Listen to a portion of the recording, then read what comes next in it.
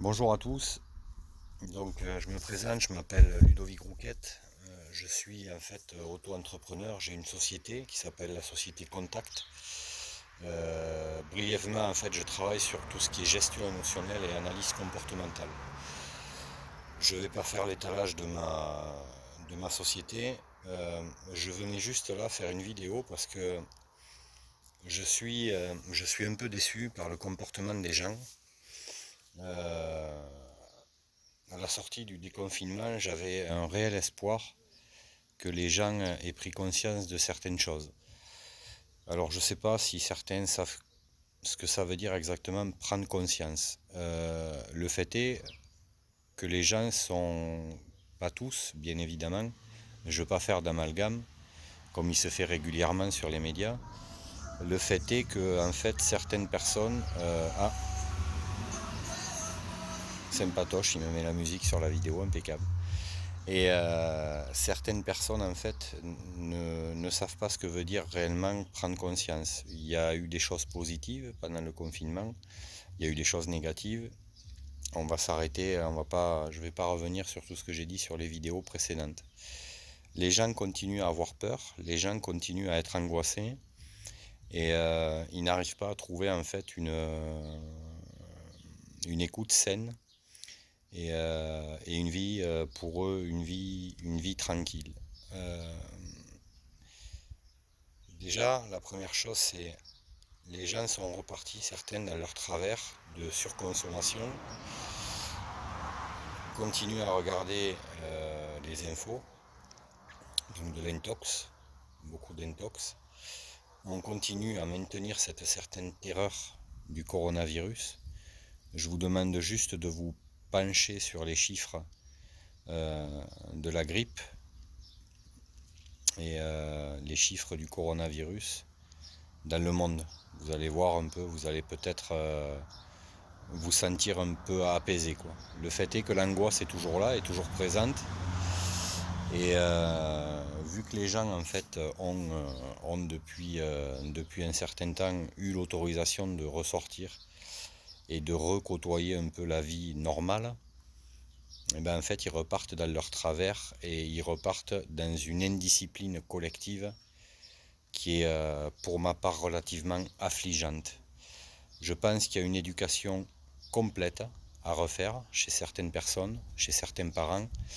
Je pense à une éducation euh, civique, une éducation sociale et familiale et une éducation alimentaire. Si ces parents ou si ces gens se complaisent dans ce système, bien pour eux quoi en fait. Par contre, ils mettent en danger tous les autres et mettent en danger notamment leurs enfants, leurs propres enfants. Je vais employer quelques mots qui pour certains rappelleront plein de choses. Le sacrifice, la bienveillance, la protection et l'écoute de l'autre. Euh, donc je ne vais pas appeler les adultes, je vais pas essayer de sensibiliser les adultes, je vais plutôt essayer de sensibiliser les jeunes adultes, les adolescents et les enfants. Voilà, parce qu'en fait, on s'aperçoit que les adultes, en fait, certains en ont strictement rien à faire de ce qui se passe et de ce qui peut se passer. Donc les enfants, c'est vous qui avez la responsabilité, c'est vous qui avez les clés de notre avenir. Et il faut que vous arriviez à reconnaître et que vous arriviez aussi à voir, à reconnaître le mensonge et la manipulation. Euh, sur ce que vous voyez à la télé-réalité, euh, sur les fausses publicités qui vous disent vous amener du confort et une vie confortable et une vie heureuse. Ne vous empêchez pas, tous, du plus petit jusqu'au plus grand, ne vous empêchez pas de dire les choses que vous avez sur le cœur, euh, même à votre famille. Euh, je ne vois pas pourquoi on vous empêcherait de dire quoi que ce soit ou ce que vous ressentez. Sachez reconnaître vos réels besoins et vos envies. et qu'est-ce qui pour vous peut vous amener du confort. Voilà, réellement, posez-vous la question, qu'est-ce qui peut m'amener du confort?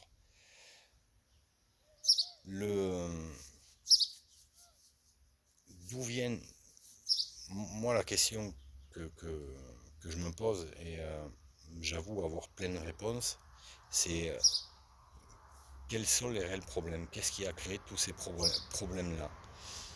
On peut avoir 150 citoyens qui envisagent de changer, certaines choses dans notre vie. 150 citoyens, c'est pas une population, c'est une minorité de gens. Certes, il y a de très bonnes idées. Je ne vais pas revenir sur les 150 propositions qui n'ont pas été toutes retenues. Moi, j'en ai des propositions, je suis citoyen français, j'ai pas été tiré au sort, mais j'ai des idées, j'ai des belles idées. Donc, je vais vous exposer rapidement les idées que j'ai. J'ai pris quelques notes. Donc, en fait, moi, la première idée qui je trouve c'est une bonne idée. Normal, c'est moi qui l'ai trouvée. Au sein des écoles primaires, au sein des collèges et des lycées, il serait peut-être judicieux de remettre en place tout un système de stage de cuisine en raison de à peu près une demi-journée ou deux demi-journées par semaine de cuisine, d'agriculture, de couture et de bricolage divers et variés. Mais ça dès le primaire. On va me dire, oui mais Ludo, t'imagines même pas l'organisation. Je vais pas gérer l'organisation. Par contre, je sais où on peut trouver de l'argent. Des amis à moi savent où il y a de l'argent en fait, qu'on peut aller chercher. De l'argent qui est dû et de l'argent qu'on peut aller chercher. Donc ça va créer des emplois forcément. Et ça va créer chez les enfants un système de vue sur la vie qui est totalement différent. Un système de vue sur la réelle valorisation de nos agriculteurs, la réelle valorisation de nos petites entreprises de proximité qui travaillent sur des restaurants, sur les agriculteurs donc de l'agriculture, sur des productions diverses et variées. La deuxième chose, au sein des communes, j'en ai parlé dans mes vidéos précédentes, il faudrait créer un collectif au sein de la commune, totalement bénévole, géré par un leader totalement bénévole, parce qu'il faut arrêter de parler d'argent, donc je reste dans le bénévolat. Il faudrait que les communes en fait allouent gratuitement des terres communales qui sont laissées en friche ou en jachère à ces écoles. Voilà, allouent une partie de ces terres à ces écoles, totalement gratuitement, mettre en place un système de sécurisation et pour permettre à ces écoles de faire fonctionner ce que je disais juste avant. Dans le même temps, je pense que ces communes peuvent allouer gratuitement à leurs administrés les mêmes terrains ou d'autres terrains, parce qu'il y en a beaucoup, je pense, parce que les communes arrivent à sacrifier des terres vivrières en terres foncières, et ça c'est quand même outrageant. Donc d'allouer des terres gratuites à des leaders communaux, donc bénévoles, j'y reviens, et afin qu'en fait se crée un collectif communal ou rural sur de la culture et sur de l'agriculture de proximité et de l'agriculture en fait qui pourrait éventuellement être distribuée ou subvenir aux besoins de la commune. Ça c'est à chaque administré de se pencher là-dessus, et d'ailleurs je vous préconise d'aller voir sur internet un peu le travail d'Alexandre Boisson sur SOS Mer et ce fameux DICRIM. Quand j'en parle aux gens autour de moi, ils ne connaissent pas. Pourtant, c'est les premiers concernés et c'est eux en fait qui doivent, avec le biais de la commune, remplir ce fameux DICRIM. allez voir les travaux d'Alexandre Boisson et l'association SOS Mer. La dernière chose, moi je verrais bien en fait une remise en place du service militaire à hauteur de... Là il y a un agriculteur qui vient de passer, on est dimanche et il est 17h, un peu plus de 17h. Donc les mecs quand même ils se lèvent le cul pour travailler, même le dimanche. Donc moi j'en reviens, remettre en place un service militaire de 12 mois. Mais un service militaire qualifiant, c'est-à-dire qu'au bout de 12 mois, le jeune qui a fait son service militaire parte avec un diplôme plus son temps de présence sous le drapeau, quoi. Redonner vraiment le sens du mot patrie à nos jeunes. Et donc qualifiant dans le sens où au sein de l'armée française, il y a plusieurs régiments qui sont déployés. Vous avez les régiments du génie, vous avez les régiments où en fait le matériel, le commissariat, qui en fait au sein d'une même unité fusionne plusieurs métiers. De la gestion, de la vente, de l'approvisionnement. Vous avez les régiments du train qui peuvent faire passer tous les permis. Je vous en passe plein. Et en fait, par rapport à ça, quand j'ai commencé à réfléchir à tout ça, à ce service militaire, je me suis dit, mais pourquoi pas créer directement un régiment agricole? Un régiment en fait qui serait capable d'intervenir sur le territoire national pour mettre en état des terres et pour les mettre prêtes à la culture. En cas de résilience, encore une fois, de résilience alimentaire. Que ce régiment soit opérationnel avec des unités projetables et qui puisse se déplacer avec tous les moyens qu'il faut pour en fait remettre en état et faire de la culture et redonner en fait cet espoir à la population en cultivant et en se déplaçant.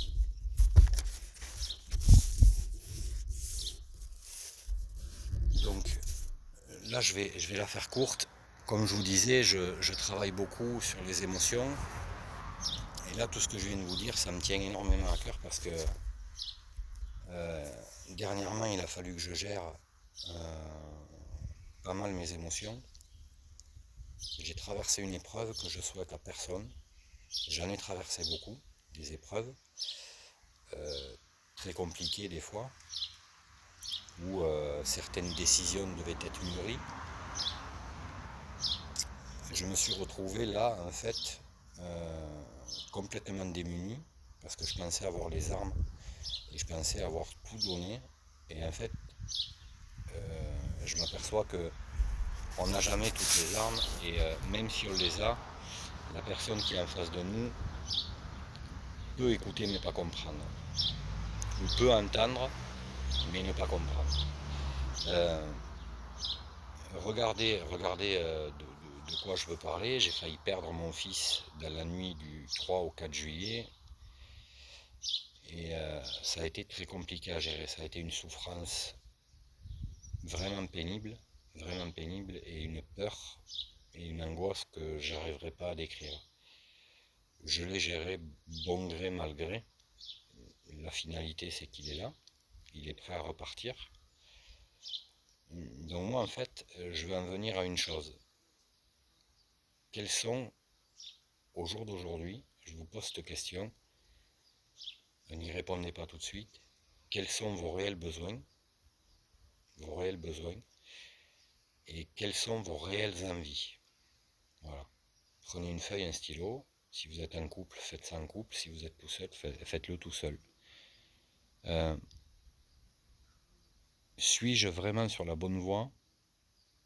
L'autre question, suis-je vraiment sur la bonne voie pour atteindre vraiment le bonheur, quoi? Est-ce que je suis vraiment sur la bonne voie? Est-ce que le travail que je fais, est-ce que l'engagement que j'ai pour quelqu'un, pour quelque chose, pour une société, pour une entreprise, est-ce que c'est vraiment ce que je recherche?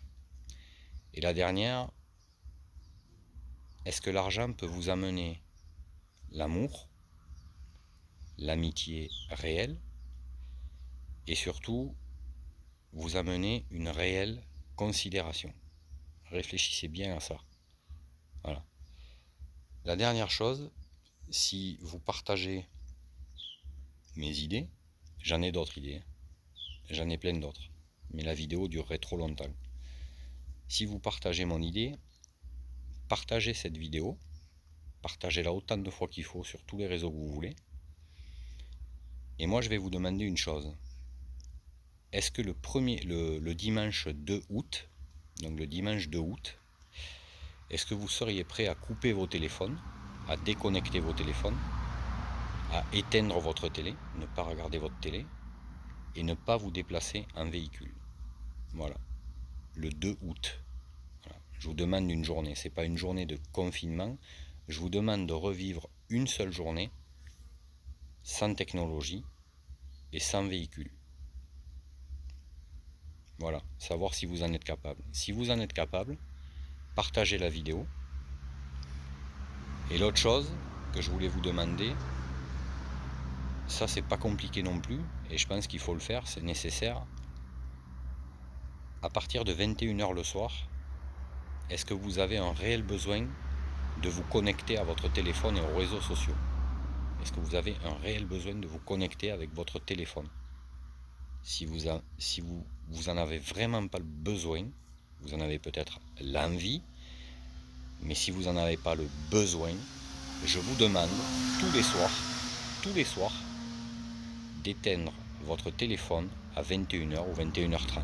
Dès que il faut vraiment vous déconditionner de ce monde de réalité virtuelle. Voilà. La dernière phrase que je voulais vous annoncer, que j'ai dit plusieurs fois dans les vidéos, c'est l'entreprise pour laquelle vous travaillez va vous demander beaucoup de sacrifices et va vous demander énormément de temps. Cette entreprise, c'est votre vie. Et c'est celle de vos enfants, c'est celle de vos réels amis, c'est celle de vos proches et des gens que vous aimez. Donc, protégez-vous et protégez les autres. Voilà. Je vous embrasse tous, prenez soin de vous, tous. Et si vous avez pris conscience de certaines choses en écoutant cette vidéo, relayez-la, partagez-la, en espérant que on puisse faire bouger les choses petit à petit. A très vite.